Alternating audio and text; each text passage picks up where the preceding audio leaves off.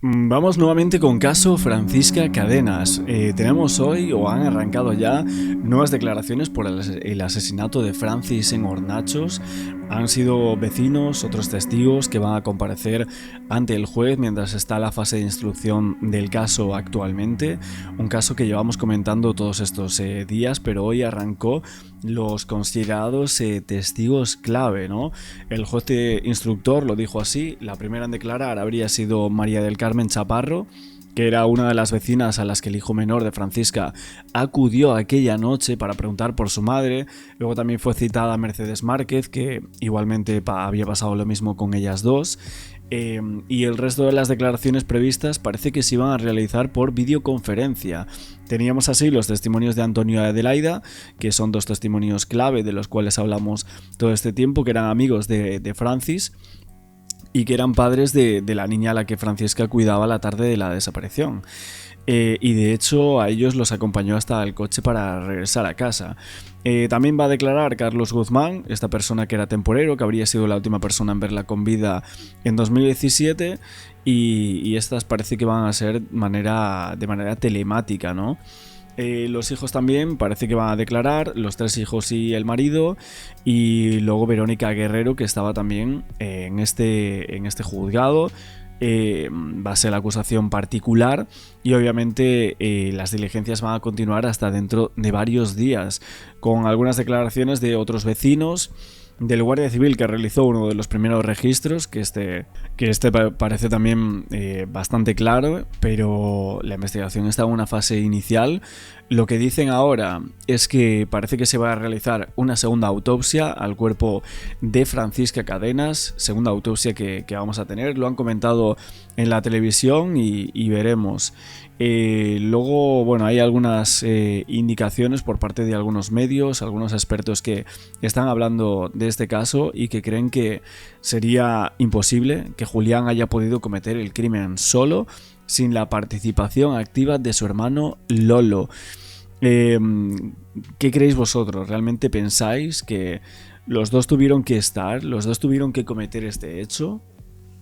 Porque el problema es el encubrimiento, parece que está bastante claro por parte de los dos, pero el hecho de la muerte es ahí donde incidimos en pensar en si uno pudo haber sido el único, que sería Juan Julián, y el otro pues no estar hasta que ya estaba fallecida la propia Francisca. Vamos a ver cómo continúan estas declaraciones y ahora seguimos dando más datos de este caso, que la verdad que es escalofriante, a muchos de los detalles que seguramente vamos a tener que conocer. Y antes de lo que está ocurriendo, las novedades en los juzgados de Badajoz con el caso de Francisca Cadenas. Nos encontramos afectados todo el pueblo de Hornacho, porque han sido 9 años luchando. Yo pensaba en un principio que sí que estábamos preparados para conocer la verdad. Siempre pensaba en encontrar a mi madre, era lo que quería, era por lo que luchaba, pero de que lo encontré me he dado cuenta que no estoy preparado para sobrellevar toda esta situación. Por la calle venía José Antonio para abajo, dice, ¿has visto a mi madre? Digo, no, hijo, yo a tu madre no la he visto. Dice, ha ido a llevar a los amigos al coche. Dice, ¿no acabas de llegar? Me acuerdo mucho de ella. Que se haga justicia, pero justicia de verdad. 11:16, la última hora, la información que nos confirmaba hace unos minutos Cantero, la abogada de la familia Cadenas, pide esa segunda autopsia. Enseguida vamos con este extremo, con este dato, pero antes, las últimas personas que vieron con vida a Francisca Cadenas están testificando ahora mismo, lo hacen esos juzgados de Villafranca de los Barros, en Badajoz. Cantero, cuéntanos quiénes son. Sí, Adela, hoy comparecen Carlos Guzmán, el temporero que vio con vida por última vez a Francisca Cadenas justo en ese pasadizo, en ese callejón que hoy en día lleva su nombre, junto con Antonio y Adelaida, el matrimonio al que Francisca cuidaba de su hija. Estas tres personas comparecen a través de manera telemática, mientras que hasta este juzgado de instrucción número 1 de Villafranca de los Barros han acudido tanto Mercedes como otra de sus vecinas, como Carmen. Las dos han acudido de manera presencial. Y atención, porque la última hora, como también también podemos adelantar es que tanto José Duarte como Aurelia Martín del Viejo, los abogados de los hermanos González, tampoco han asistido hoy de manera presencial a estas dependencias judiciales. Ambos se van a conectar de manera telemática a través de videoconferencia y, como bien comentas, lo acabamos de adelantar en nuestro programa en Mañaneros 360, Verónica Guerrero ha pedido una segunda autopsia y esta ha sido aceptada por el juez. La va a llevar a cabo Miguel Botella, el mismo perito que en el caso de Manuela Chavero. Esta es la última. Bueno, pues importante, parece que sí que ha sido aceptada la petición de esta segunda autopsia que justo os estaba comentando hace unos minutos atrás. También teníamos el tema de, en el procedimiento judicial que se encontraba en esta fase muy iniciaria, querían análisis exhaustivo de muchos de los materiales incautados en los registros del domicilio. Vimos que habían sacado un montón de objetos, que si las bombonas, que si esto, lo otro, todo lo que estaba allí en el patio. Bueno, la OCO decía que era un estercolero lo que había allí. Y bueno, básicamente lo que pedían también por parte de esta abogada era una reconstrucción judicial de los hechos con los propios investigados allí presentes, ¿no? Y creo que esto es importante, creo que se debería hacer siempre que haya personas expertas, ¿no? Allí para ver o analizar los gestos, las formas en las cuales ellos dos están allí y hacer la reconstrucción de cómo pudo haber sucedido ese crimen, ¿no? Cómo pudo haber golpeado a la víctima, si fue solo un golpe, si ahora por cómo transcurren las cosas y lo que se ve en esa reconstrucción de los hechos, se llega a ver que es imposible, ¿no? Lo que está diciendo el principal investigado, y hacerle, ¿no? Que entre por lo menos en algo que pueda llegar a tener sentido, ¿no?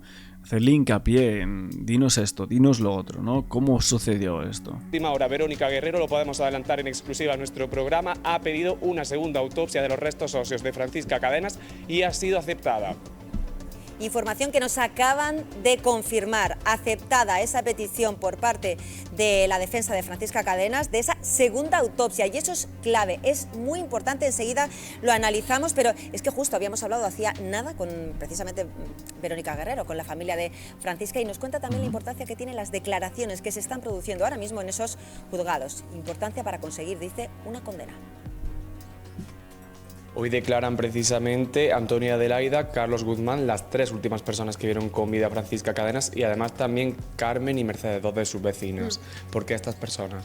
Bueno, pues porque su señoría ha decidido que va a ir tomando declaración poco a poco a las personas a las que se les tomó declaración, tanto inicialmente por la comandancia en los primeros meses de la desaparición, como luego por las personas que ha tenido en cuenta la unidad central operativa para hacer ese atestado. Verónica, ya adelantamos en nuestro programa que ibas a pedir esa reconstrucción. ¿Se sabía una fecha?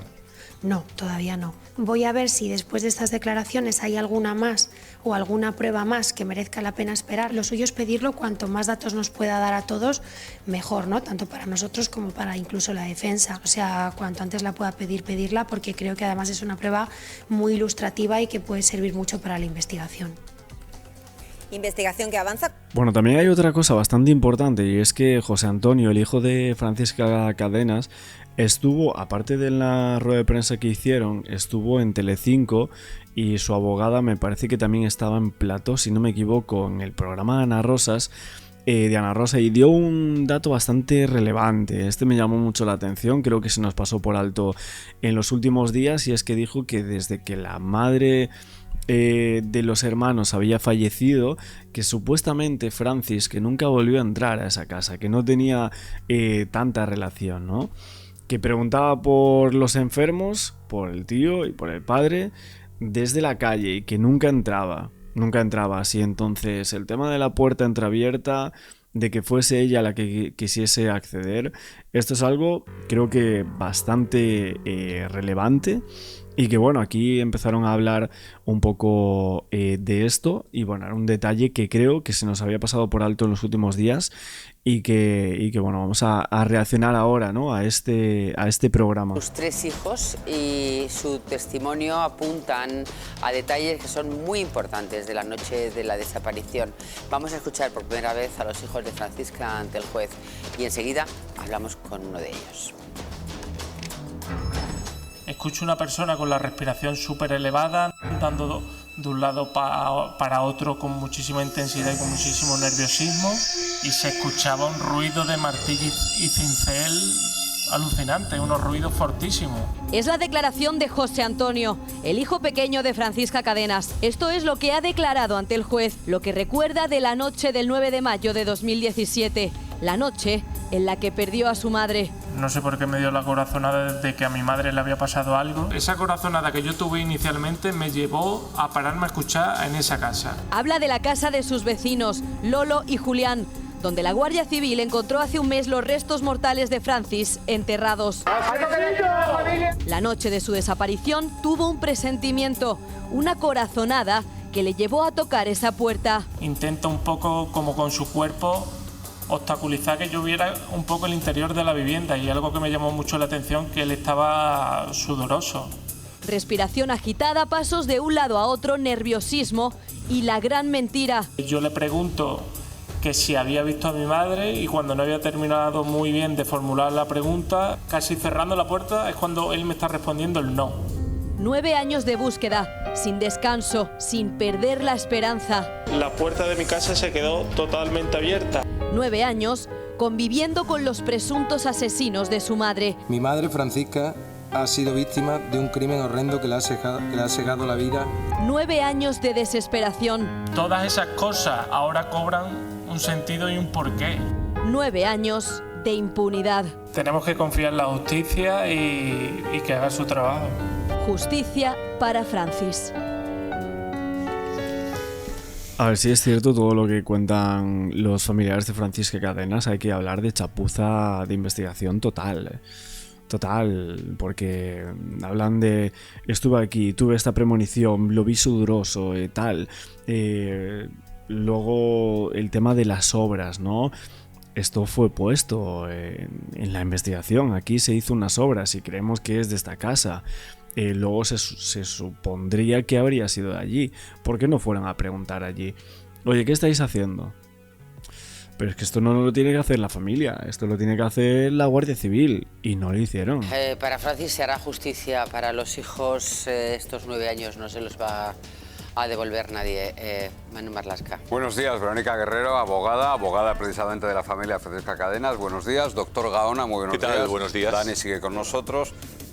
Y creo, Ana, que tenemos ya a José Antonio, ¿no? Hijo de Francisca. José Antonio, hola, buenos días, gracias por estar con nosotros. Buenos días. Esos 9 años de incertidumbre, eso no los va a devolver nadie. Claro que no lo va a devolver nadie. Y la familia, la rabia que tiene es que estos sujetos han estado disfrutando de una libertad que no les pertenecía durante 9 años. Ahora, ¿cómo sois esta familia? Tengo que decir que sois absolutamente maravillosos. O sea, cuando tú vas y dices, no, yo confío en la justicia, con lo que habéis vivido, con lo que le ha pasado a tu madre, con... claro, tener ahí a 3 casas, no solo el cuerpo de tu madre, sino los asesinos... durante todos estos años, ¿tú has visto a estas personas? ¿Os han quitado la vista? ¿Les daba vergüenza encontraros o no? No. Durante todo este tiempo sí que es cierto que Julián un poco intentaba no tener mucha comunicación con nosotros, pero Lolo sí que lo recuerdo, que cuando al inicio de cuando ocurre la desaparición de mi madre, yo asumo un rol, una participación activa en los medios de comunicación. Cuando volvía, recuerdo muchas veces de encontrarme con él en la calle y decirme, a ver si tenéis suerte, muchachos, y el que os haya hecho que pague con todo el peso de la ley. Qué cara dura, qué poca vergüenza. Oye, José Antonio, esa noche, bueno, que nosotros lo hemos contado desde el principio porque era muy raro, o sea, nadie se pierde en 100 metros, o sea, es imposible. Vosotros siempre sospechabais que estaba ahí al lado. Sí. Es decir, desde que cuando ocurre la desaparición de mi madre, una persona clave en la investigación es Carlos Guzmán, que dice que se cruza con mi madre en la mitad del callejón. Es decir, si nosotros acotamos la distancia o el recorrido desde donde se cruza Carlos Guzmán con mi madre hasta nuestra casa, estamos limitando la distancia a 30 metros. Entonces, Por sentido común, en esos 30 metros tiene que estar la persona que hizo a mi madre desaparecer. Y toda esa teoría que nosotros teníamos en nuestra cabeza cobra fuerza cuando yo me dirijo a esa casa, escucho la respiración elevada de este señor, el comportamiento extraño, los días posteriores a la desaparición, los ruidos de martillo y cincel, y todo aquello que ocurrió hace casi 9 años, que eran indicios, pues ahora cobran su sentido y el porqué.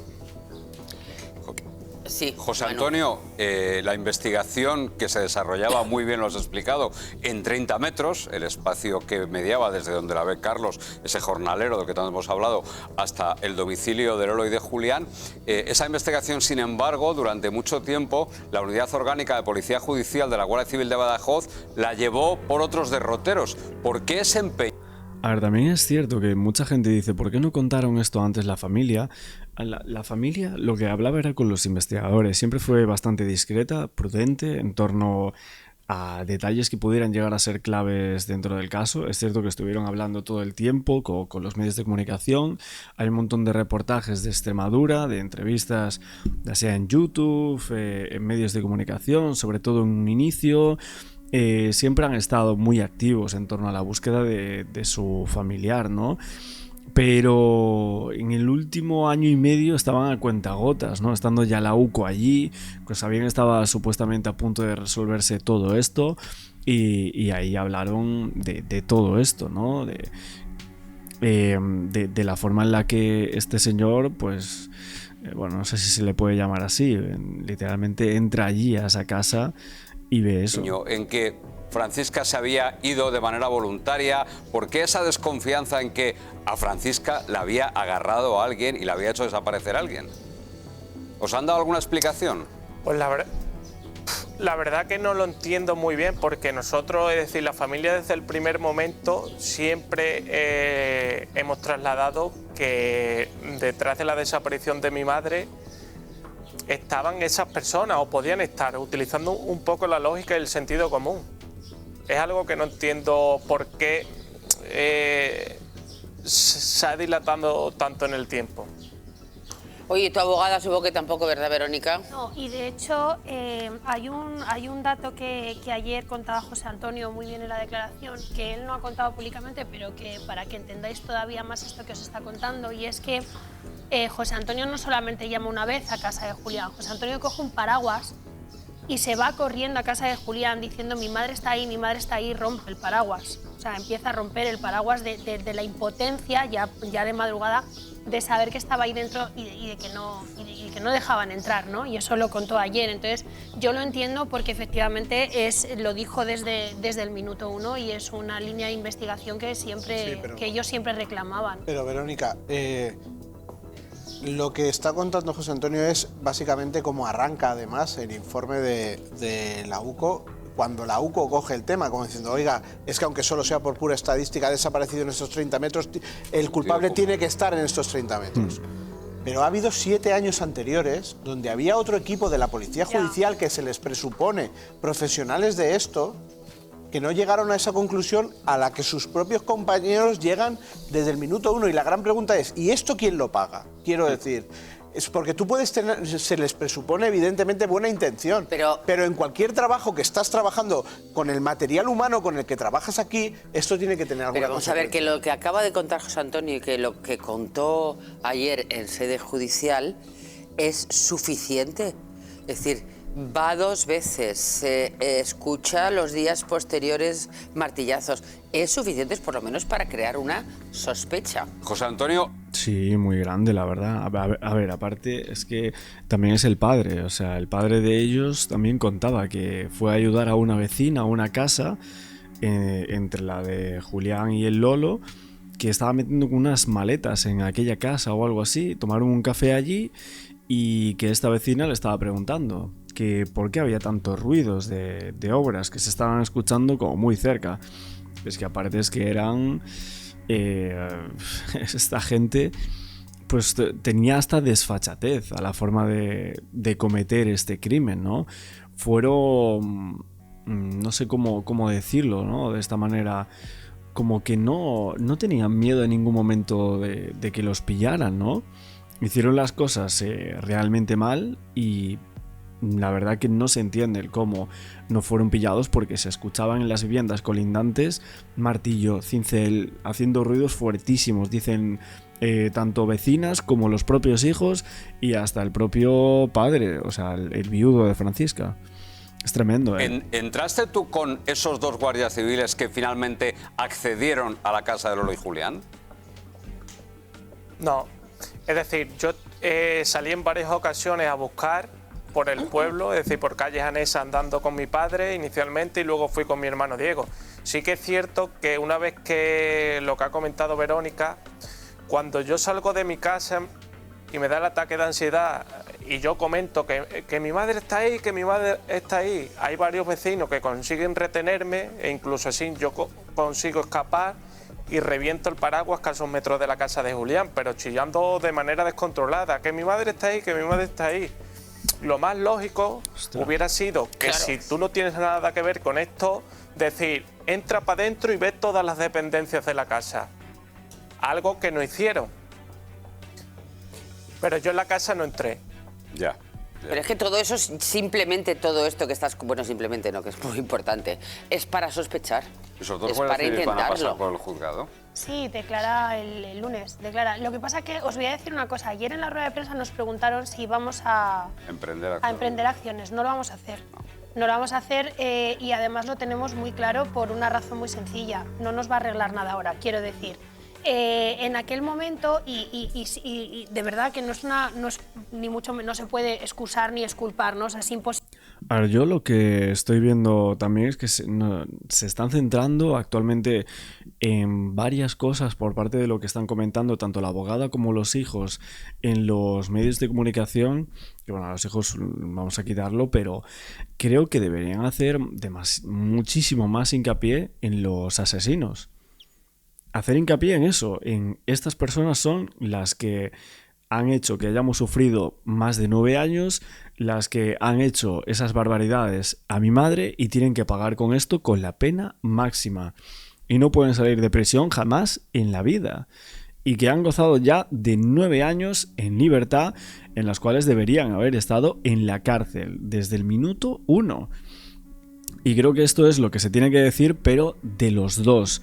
Y exponer esta duda, crear todo este ecosistema en el cual se llegue a un juicio, en el cual los medios de comunicación, la prensa y socialmente se crea que los dos tienen que acabar en prisión con una pena máxima. Pero esto creo que no se está haciendo y creo que es un error. Sí, ojo, pero en aquel momento yo creo que ellos buscaban o tenían en mente buscar a alguien que se había desorientado, que es un poco como iban las pesquisas en ese momento. Entonces, claro, cuando tú es a toro pasado dices, pues tendría que haber entrado. Pues sí, ¿nos vamos a poner a reclamar? Pues no, por una razón muy sencilla. Lo que tenemos que centrarnos es en que la UCO lo ha hecho fenomenal, que los restos óseos han aparecido y tirar para adelante. Y José Antonio, lo que supongo que estáis centrados en este momento es empezar a elaborar ese luto que no habéis podido, porque no saber es lo peor que puede ocurrir a alguien. ¿Cómo está tu padre, tus hermanos? ¿Cómo estás tú?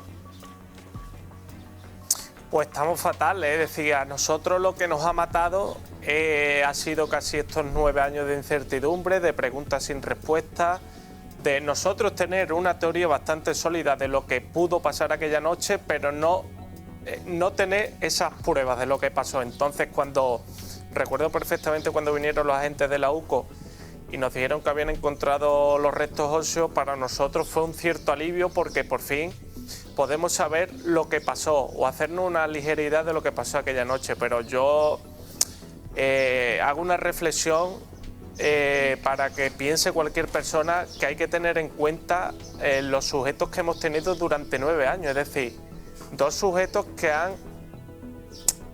tenemos que hablar presuntamente han hecho atrocidades a mi madre y han convivido con un cadáver durante 9 años. Recordar fechas señaladas como puede ser, por ejemplo, una Navidad y a escasos metros tener un cadáver enterrado. Pero estos vecinos... Bueno, y creo también que la declaración de José Antonio y de alguno de los hijos de Francisca Cadenas van a ser clave también para otra cosa, y es que podemos decir que esas escuchas que él tuvo de la respiración muy alta, jadeante y todo esto, pueden servir también para otra cosa. Presuntamente el tema de la supuesta agresión sexual que se comentaba, esa motivación, y en la cual pues se va a intentar saber, se va a intentar probar que este señor pues agredió sexualmente a esta mujer y que esa era su única intención a la hora de terminar con su vida. Los audios son muy claros en los cuales se dice todo esto, pero creo que la declaración del hijo de Francis, o sea, del que está hablando ahora, de José Antonio, puede llegar a resultar clave en torno a esto, ¿no? Y vosotros los conocíais de antes, sabíais que era gente extraña, ¿tenéis algún tipo de... Nosotros, es decir, los conocemos de vecinos de la calle, pero nunca hemos tenido una relación estrecha con ellos, como podemos tener con otros vecinos, es decir, hola y adiós y poco más. Pero sí que es cierto que ellos fueron... Sí, José Antonio, un dato, Francisca en la boda de Javier invitó a la boda de su hijo a toda la calle, entre la que estaban ellos dos. O sea, fijaos lo buena que era Francisca, lo que confiaba en la gente, bueno, y el corazón que tenía, por su padre. Porque tenía muy buena relación con la madre de ellos dos. Pero fijaos qué buena persona que invitó a toda la calle y se encontraban ellos dos y fueron a la boda. A propósito de buenas personas... Sí, sí, pero No, José Antonio, por favor. Un inciso. Pero preguntaba por su padre, es decir, mi madre cuando preguntaba por su padre siempre preguntaba en el exterior de la calle. Es decir, mi madre nunca entró en esa casa. Mi madre cuando entraba en esa casa o podía entrar era cuando vivía su madre, pero luego nunca más volvía a entrar. Ya. Bueno, pues este era uno de los datos clave que habíamos rescatado justo antes de empezar a ver este programa, y es que el tema de la puerta entreabierta, no digas eso, ¿no? Decía en el audio. Creo que ese tipo de cuestiones parecen bastante claves actualmente porque estamos analizando, ¿no? toda esta situación y pensando, ¿no? Es que fue ella la que en un momento dado dijo, bueno, voy a entrar a preguntar porque siempre lo hacía, y aquí el hijo te está desmintiendo eso. Está desmintiendo entonces el pensamiento que tenía la UCO de fue un rapto. La última vez que se la vio fue en esta zona y de camino a casa la rapta, ahí ya le da el golpe. Le da un golpe justo en la entrada de la puerta de la casa, que es el golpe que él menciona, y luego todo el desenlace, todo lo que luego va ocurriendo. Esa segunda autopsia creo que va a ser clave para saber todos los movimientos, todos los golpes que le dio este tipo. O sea... Iba a decir que José Antonio muy acertadamente ha referido que cómo podían convivir, ¿no?, con una persona, un cadáver en las Navidades y tal. Pero claro, esto es una ligera explicación para el telespectador. José Antonio es una persona con empatía, con sensibilidad, etc. Entonces, no se pueden aplicar tus mismas reglas a un par de desgraciados con un perfil de personalidad que tiene que estar igual o excediendo la psicopatía. Entonces, pues estos individuos evidentemente no les importa, y yo creo que eso hay que tenerlo clarísimo. Vamos, no les importa que de hecho cometieron el crimen, con lo cual ocultar el cadáver es prácticamente casi lo de menos. Madre mía. No fue un crimen impulsivo, no fue un crimen en el sentido de... ¿Tenéis que ir a declarar claro. más veces, José Antonio? Porque también es un trago para vosotros, ¿no?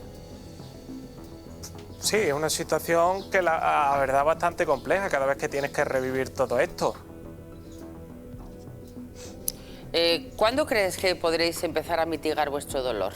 ¿Cuando hay una condena?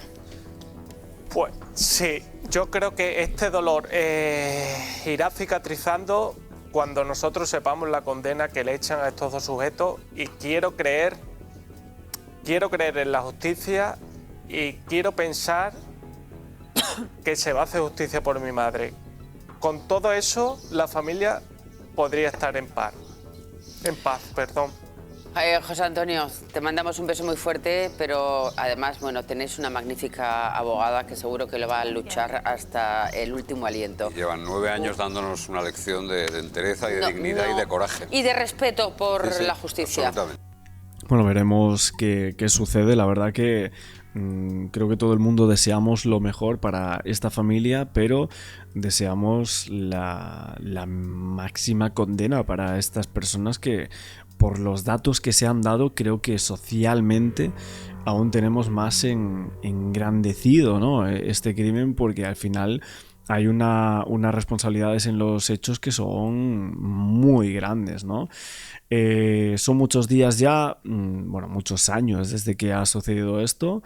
Y al final la familia Meneses Cadenas pues tuvo que declarar ante el juez. Tuvimos esas declaraciones en Villafranca de los Barrios, en ese ayuntamiento. Estuvo el alcalde allí, estuvieron en los juzgados, pidieron respeto por el tratamiento informativo, pero también lo que queríamos era pedir eso, ¿no?, esa condena social y que se traslade, ¿no?, a las instituciones para saber finalmente cuál es toda la resolución de este caso. Bueno, justo creo que ese detalle del hijo es bastante clave, no lo habíamos visto hasta el día de hoy, y también las declaraciones de los vecinos que van a decir, el tema de las obras creo que va a ser clave, y luego ver qué pasa, algunas declaraciones de los guardias civiles que entraron a aquella casa y que estuvieron en los primeros días de la investigación. Como siempre, no olvides el like, suscribiros al canal con la campana y nos vemos en próximos vídeos.